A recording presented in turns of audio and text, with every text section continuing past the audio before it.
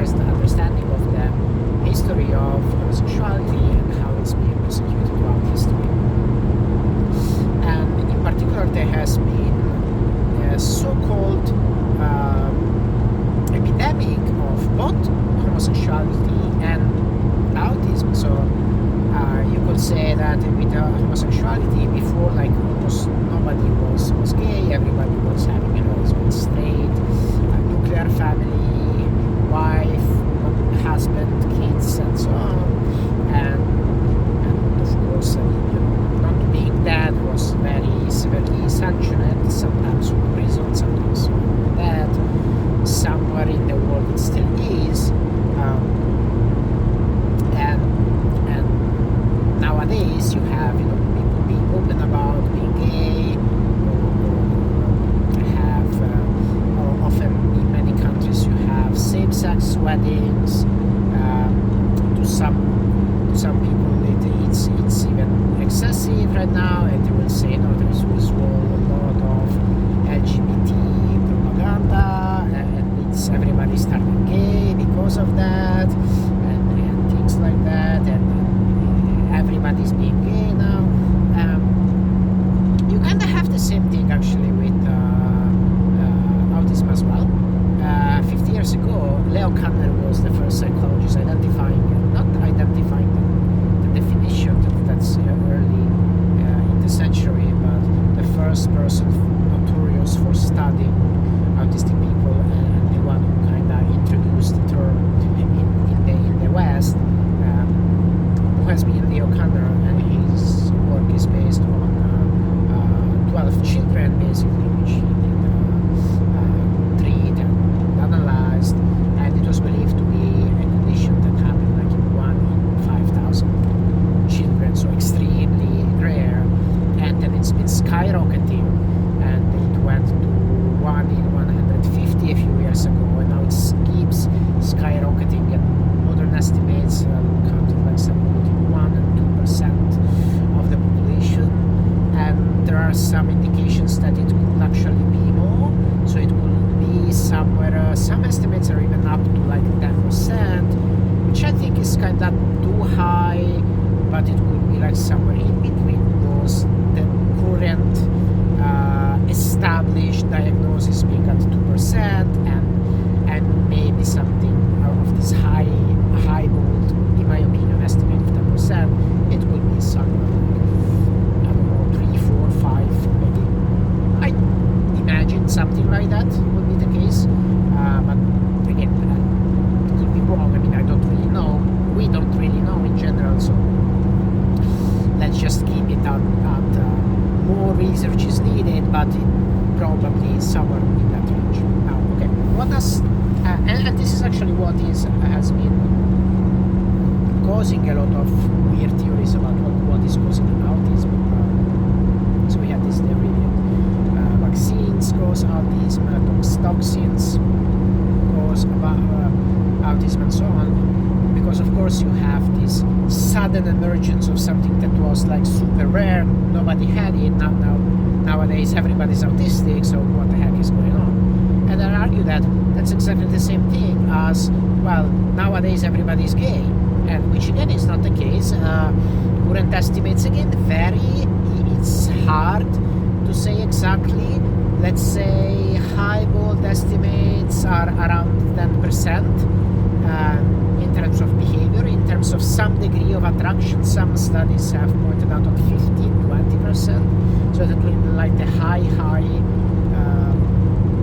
bold estimate. Something more reasonable will be like 5, 6, 7%, based on how we measure it. But again, it's obviously on the rise because legitimately in the past, like, nobody was gay. Like, everybody was having their nuclear family, their heterosexual family, having wife, having husbands, having kids, and that was it. So now suddenly there is this gay epidemic. Now, in the case of homosexuality, well, it's kind of easy to understand that, well, that's pretty much not what was going on. It's just that you had a lot of people who have been gay, and they had families and they had wives and husbands and kids, because that's pretty much the only way to live. And so of course if you go to ask to people, are they gay, and if you have that penalty for being gay, even if they're gay, most likely they will tell you, well, no, we're not. And so that's the problem with having as things estimated in this sort of way, is that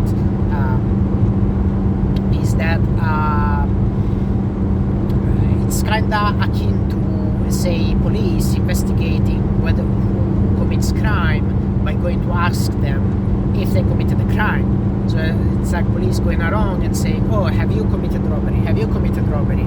Everybody says no, even if they have committed robbery, because they're stupid. And then police concludes, well, nobody's committing robbery. And then it's like, yeah, right. So that's kind of the thing. So one thing is the estimates are very much affected by that. But it's something a little bit beyond that. And the fact is, focusing on the symptoms, which in the case of homosexuality would be, being catched, being gay and committing homosexual acts, and then facing the consequences for it. So which would be like, say,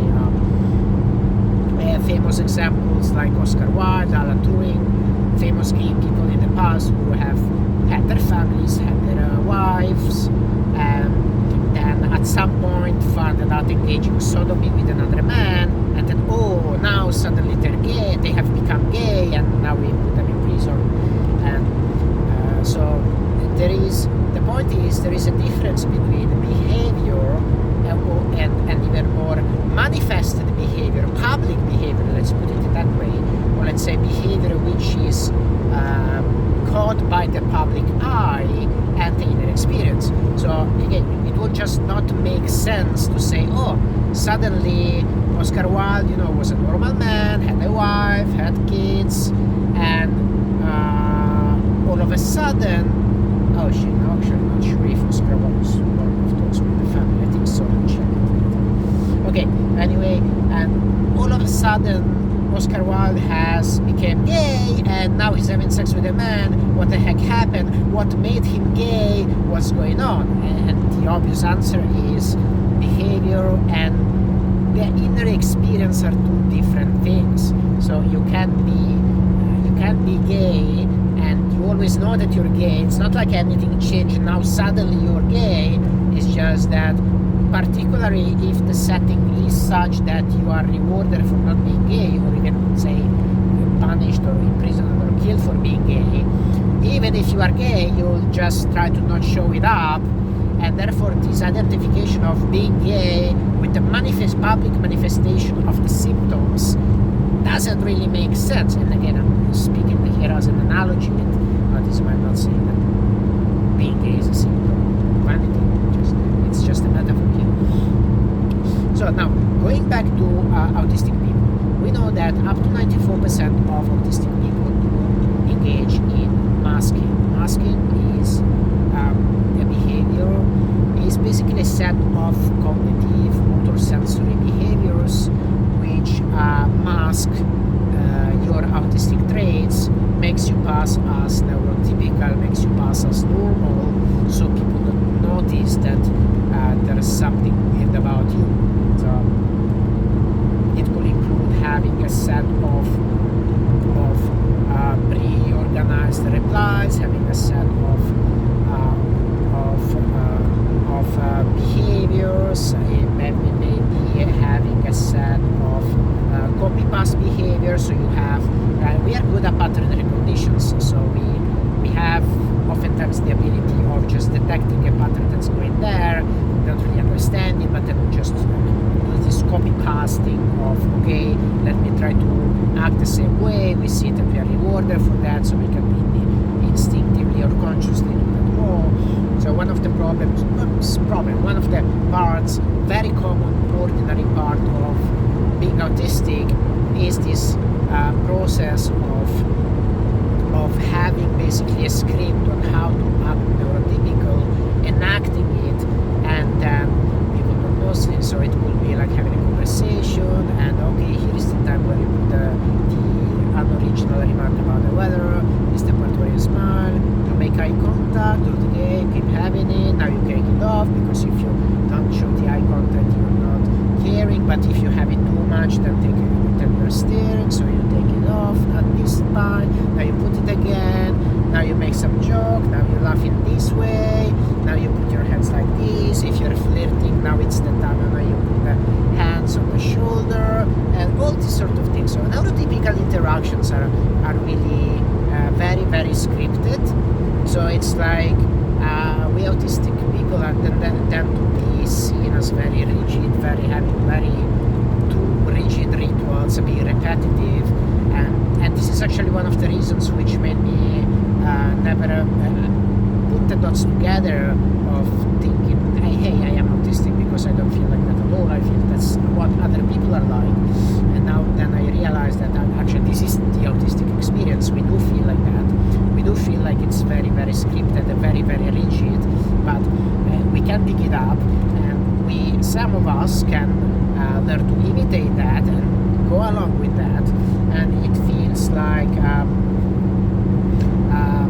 we do pass neurotypical. We don't get rejected, we don't get bullied, and so on. So it's like a lot of us can do it, and as I said, 94% of autistic people do engage in masking. So it's like most of us are trying to do it, and some degree of us, again, we don't know exactly the prevalence. I myself, an autistic person who has understood that only recently and spent most of my life not knowing I'm autistic, which again, it does not like, oh, suddenly I'm autistic. I've always been that. It's just that now I understand what the term means, so I can identify myself with that. But again, most of us do that, and again, even myself, I wasn't aware of that. So even the less, other people will be there and saying, oh, that person is autistic. So it's something that can be concealed very well, and then you'll have this distinction of low functioning autistic person and high functioning autistic person, which basically is a description of masking. So okay, this person is autistic, but is masking it very well, so it's a so-called high functioning autistic, and this is the low functioning because it's not masking it very well. But either way, it's kind of the very same thing. So again, it's like saying, oh, this person is a high masking homosexual, and this is a person who is a high functioning homosexual, because you don't really notice that he's homosexual, and maybe he has wife and kids, and so you cannot outwardly realize that he's homosexual. And this low functioning homosexual will be somebody who, well, everybody can see you're gay. But to use that, as kind of a definition, leads out of all the people which are like, okay, you just don't notice at all that this person is gay, so this person is not gay, and that's like, again, there is a difference with the manifesting the symptom and the inner experience. So somebody who has a girlfriend, has a wife, has kids, and you say, oh, I have no clue that this person is gay, can still nonetheless be completely gay if, say, their inner experience is, okay, say I'm a gay man. Okay, so pretending for the context of this video. So imagine I am a gay man. So I grow up, I realize, let's say I'm in a society which is very not tolerant against gay people. So I know that if I come out as gay, I'm going to face, and even nowadays there are some consequences to face, let's say, but obviously in certain society like here in Northern Europe, it's not the same thing as being put to death because you're gay. So that's at least certainly some degree of improvement is there. But say I'm gay and I'm in a very society which is very repressive. So it's I know, I feel that's the way it is. So it's not that I don't, and again, one of the things that people tell autistic people is, oh, you don't get it, and things like that. No, we need to explain how this works because you don't realize it, and that's not the thing.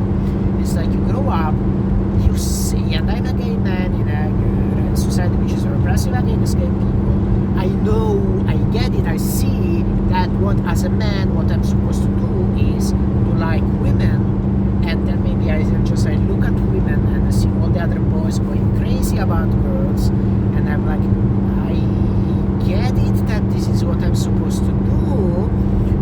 I don't feel it. I don't look at a girl. There's no time I look at a girl and I feel attraction. I know intellectually I understand I'm a boy. I'm supposed to like girls. I'm supposed to feel attracted. I know this girl is attractive. She's nice. But I don't feel it.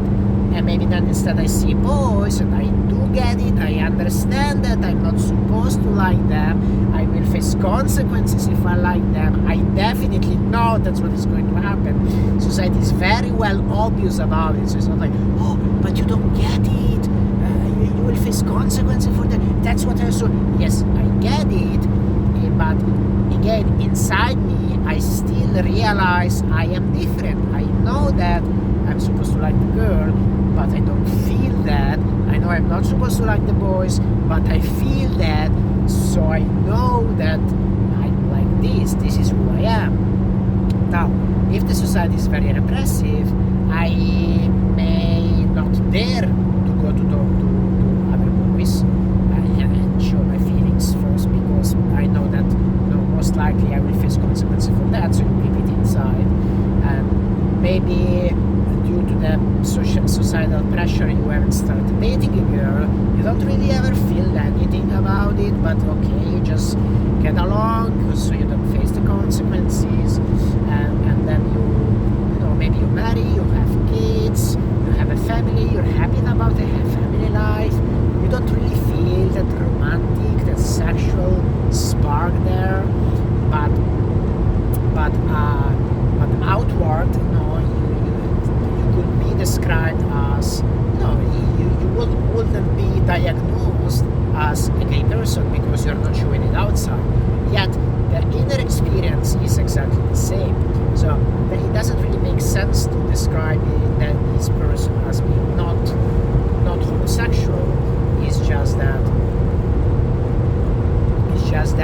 it's not safe to bring it out. So it's masked. So it's keeping that the analogy, that's like a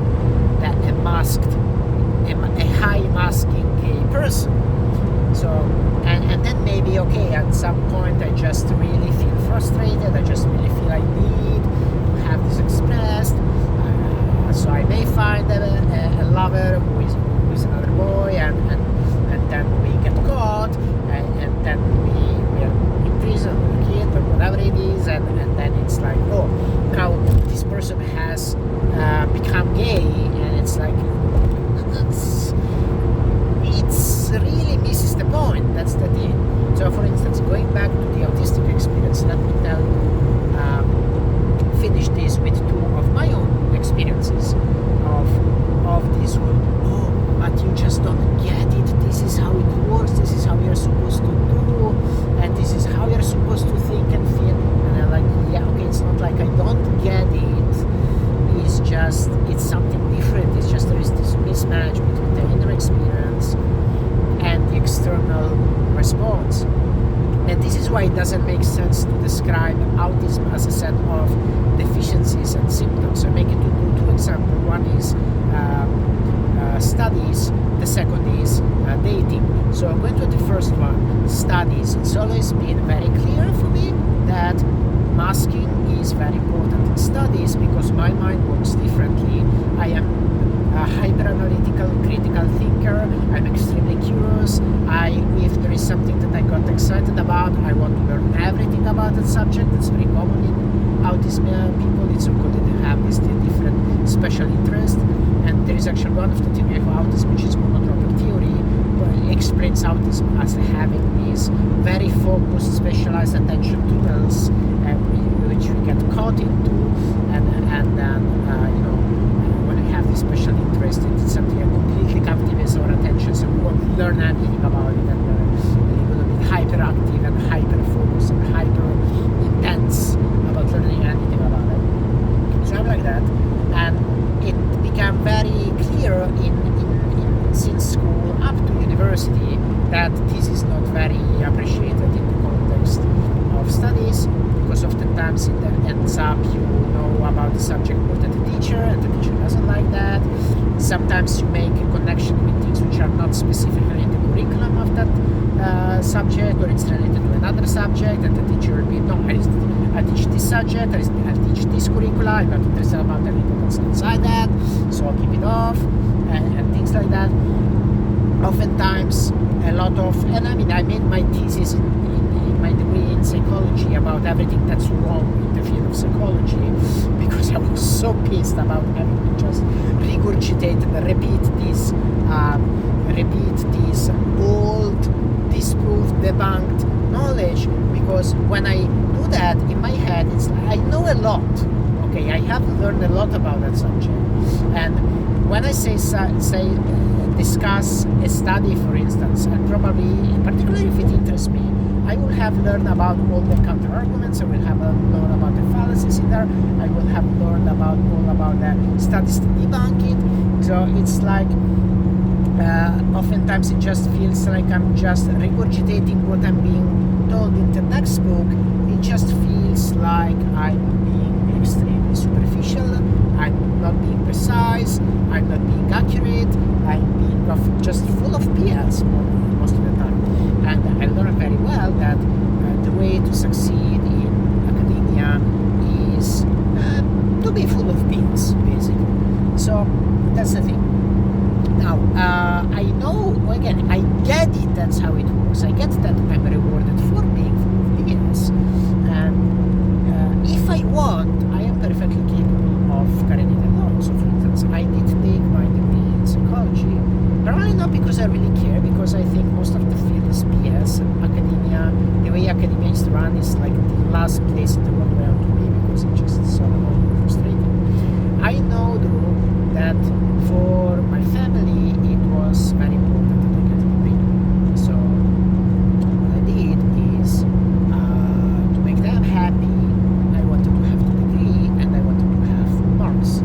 So what I did was being full of BS. So when I went to the exam, oftentimes I was writing things which I know that would be get me the best marks, and then of course in my mind will be like, oh my goodness, I feel so stupid by writing this or saying this. I can see 3 or 4 different logical fallacies in this argument I'm making, and I can name these logical fallacies by their Latin name. I know 5 different studies which I can out of my head cite with the authors and the year which debunk these things I'm saying.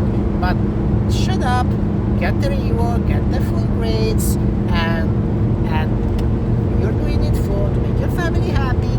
Focus on that, that's the important part. Let it be, and get along. So, and I did, and I completed my degree in a shorter time than expected, with full marks, while working full time and while having a kid. So it's not. So describing this as a deficiency, a lack of ability of adapting into the social context doesn't really make any sense, because I do have the ability. I have demonstrated an ability. But again, it's like saying, oh, see, you're not gay, you have a family. It's like, yeah, but it kind of misses the point. So again, focusing on the symptoms would be that, I've been autistic, then suddenly during my degree I stopped being autistic because I haven't shown any deficiency. I got the best grade, and then I started being autistic again because, oh my goodness, it was bullshit. Again, it's not like it really, my inner experience has changed. It's something I know all along. It's just I'm masking well. So, and again, you can say, okay, that counts for academic things, because anyway, that's something that a lot of autistic people are, have particular ability. There's about, they're very thinking academic context. Autism is more about social skills. Okay, so an example, dating. Just as many autistic people, I really felt left out the dating world. It was something that was not very suitable for my mind. It just didn't really make any sense for me. It's something that some things that we are often told is like, oh, did you miss the memo? Just everybody gets these, and why why are you lagging behind? And then it's it kind of feels like everybody has this rule book, and I don't, which again is something that oftentimes I would say. And I was just coming at some point in my life, I just came out of my most recent heartbreak and being in love with somebody, and seemingly things are going very well for me, and then she's like, oh, you're such a great guy, you're so nice, and so she was having somebody else and ditched me, and I was feeling really bad, particularly because my only relationship before that was being abusive, and so I was like, okay, do I deserve to be loved? Am I worthy of love? Is there something really wrong with me? So what I decided to do is, again, autistic people having this special interest, and they'll be hyper-focused on that. So I wanted to really know how the mating world worked in humans. I wanted to learn everything about it. I wanted to become good at it, and that's what I did. So I went to read everything possible about attraction, evolutionary psychology, why the biology of how chemistry works, and so on.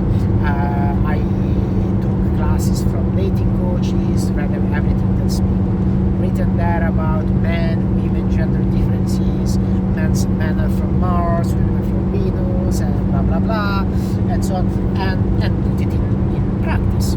And I did that with very successfully, I'd say. I did struggle at first. The first 6 months I was basically undateable, and I got constant rejection, oh, you're such a sweet, you're such a nice guy, but get away, I'll get to somebody else. Oh, you're such a great guy, you're absolutely perfect for somebody else. And so that was like the first 6 months when I did that. But then it started just flowing, and I was having a lot of female attention. In fact, I got some guys being quite impressed about that, which I found like completely weird, because I was like, these were some of the childhood friends who were like giving me girl advice when I was a kid, and even as a kid I was just like, okay, nothing of this makes any sense for me, and they were like, no, you don't get it, you just have to go and do this, and like, whatever. And so now I started doing it as an autistic person. Again, I has the hyper focusing, so I would learn everything about it and be an expert about it. And so I had these guys when we were 15. They were like, so okay, what's wrong with you? Why don't you get it? And then over the span of a few months, I was like, oh, what did you do? How did you get the girl to talk to you? And it was like I became this sudden guru of attraction, and having 15 years later, they were asking me tips, hints about how do you talk with a girl like that. So anyway, and I did have positive experience, felt good. It definitely boosted my self-esteem, my confidence. It allowed me to feel okay. I can do this, which was important for me at that time. And the thing is, after things started flowing, it was going very well. Then I stopped because for a few reasons, but the main one being that okay, I proved to myself I can do it, just kind of did, and I still didn't feel it. It was just it's not like it didn't make sense to me.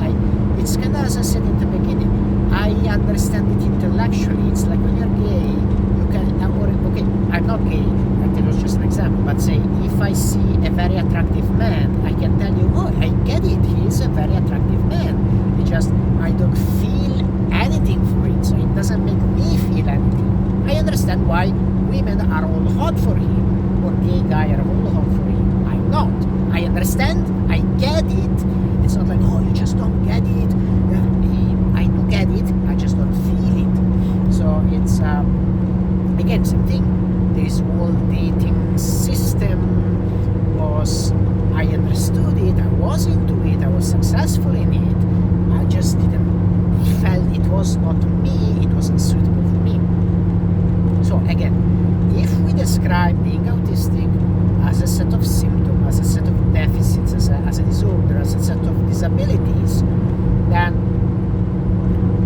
you would have to conclude that, say, both in social settings, academic setting, dating settings, I'm someone who was autistic, then because I had difficulties, then all of a sudden I stopped being autistic because I got full marks on the degree, I was getting a lot of success with girls, and then I resumed being autistic again, because again, if you say, okay, being autistic is having this symptom, this deficiency, this disability, and it's described on showing that, then okay, at some point I have the symptoms, at some point I don't, which doesn't really make sense. So it's, what's the worth of that? Because again, for in my inner experience, nothing has changed. I've been very consistently in that all along. So it's not like, oh, suddenly, you have this disability and then you stop having it and you have it again. It's this very external description based on these external factors, which is very inconsistent with my inner experience of things. And as I said again, it's this kind of the same thing as being gay in a society where being gay is not allowed, so you will have that, it's better mask it. So as an autistic person, most of us do engage in masking. So describing being autistic as basically masking well or masking in a way that's not good enough, so you are caught, basically doesn't really describe the thing. It doesn't tell us why the autistic person is different, why they think differently, why they act differently, why, if they are not acting differently, if they are not speaking differently, meaning they are masking very well, why are they masking? Why are they not happy about masking? Why even if we do happen to not have any disability, even if you happen to fit in perfectly, even if you happen to mask perfectly and we are unnoticeable as being autistic, generally we feel very miserable about that. So it's like why that happens. So that's one of the reasons why this pathologizing medical understanding of the condition doesn't really make sense, because it's really based on external judgment of how noticeable something is, whereas arguably the defining trait of the neurodivergent person is their inner experience, just as they say the defining trait of being homosexual is the inner experience you have about experiencing individually, personally, the attraction towards the same members of the same sex. So having this external framework, which is entirely based on external aspects and in particular the ability to notice things which society shuns upon and are stigmatized, and therefore the person has a motivation to hide, is really doesn't really make much sense. It only allows you to, number one, notice only the most obvious cases, and with the autistic person this will also mean that we have an over-emphasis over the minority actually who has severe cognitive deficiencies or who is so-called low functioning, and then we'll have that as a description of what the autistic experience is like, and that's very misleading. And number two, we are again missing out, not noticing all the people who are autistic and they are just very good at masking, and this only results in isolating them further, and it results on them not having any help. So even the masking itself is less efficient, because if you are expected to mask, and we are expected to mask to some extent, and it's even fine to some extent, as I described, for instance, in social filtering and masking. Social filtering is always needed. So having to develop social skills, which is what we generally teach autistic people to do, and the ability to fit in a way, it's a skill. It's good. Having a skill is always a good thing in my eyes.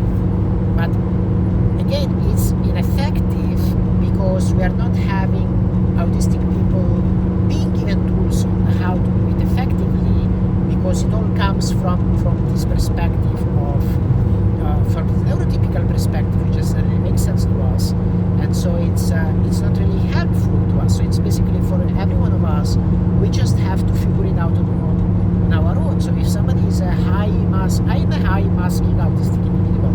It's not like I learned that because I went to high masking autistic school. There isn't such a thing, and I didn't know I was autistic. So it's just something, okay, I have to figure it out on my own, because otherwise I'm going to get rejected, bullied, and everything. So it's just something, okay, yeah, I got it, and that's it. So if instead I had somebody, in particular if I was less successful at masking and this causing me deficiencies in social skills or disabilities in other things in life, or simply crippling me with depression or anxiety or things like that, it would have been good to have somebody there telling me, understanding my inner experience and telling me how, given that experience, how can I adapt better, which is something I never had, and most autistic people don't have, because of this whole perspective of if you are all you are supposed to do is masking, and all you are supposed is to not be noticeable, so you just keep everything hidden, you just keep everything undiscussed, you keep everything without having any external help. And again, most of these things I had to learn and figure out on my own when I was a kid, even when I was with my teachers, family, therapists. As a kid, you're expected to have people educate you and teach you things. Okay, you are not supposed to be there and having, okay, I already figured it out, why teacher behave in a certain way, why family behave in a certain way, I need to understand how therapists talk and things so I can make them feel comfortable. That's a lot of a burden to put upon a kid. And it's understandable that some kids still may learn to, stand up and learn to do it very well. A lot may not. So it's just a win-win situation where we don't focus just of this pathologizing medical framework on identifying autism as a set of deficiencies, and rather as a peculiarity of the mind and a different way of thinking and feeling and experiencing things, and having the autistic child or even the late diagnosed autistic adult having resources, tools, education, which helps them, is designed to help them, as opposed to, make them hide more and having to figure out everything on their own. And of course the other thing is, as I said in the beginning, just assessing the prevalence of things. If we are designing something as something that's best keep hidden, just the same way as homosexuality skyrocketed once it was not criminalized, but all the evolutionary psychology theories and all the logical way to assess the prevalence of homosexuality point out in the fact that homosexuality has pretty much always been there in kind of pretty much the same prevalence. So it's not like, suddenly everybody's gay. It's just that it goes unnoticed, because of course if you criminalize people for it goes unnoticed because people won't tell you. And same things with autistic people. It's not like they are criminalized, but it's stigmatized and rejected, and there's a lot of isolation, bullies, questionable therapeutic practices. So it's better to keep hidden. So it's not to wonder, particularly in the past, even recently, it wasn't a very good thing to come out as neurodivergent or having any sort of mental health disorder or difference or whatever. It just but even if you do, just best to keep shut up. So of course nobody had any of that early on, and now it's gone. Suddenly it's everywhere. It's probably just been there all along. It's just that if we stigmatize it and we give people very high incentives to not show it up, then it just turns up it's not showing up. So it's kind of obvious.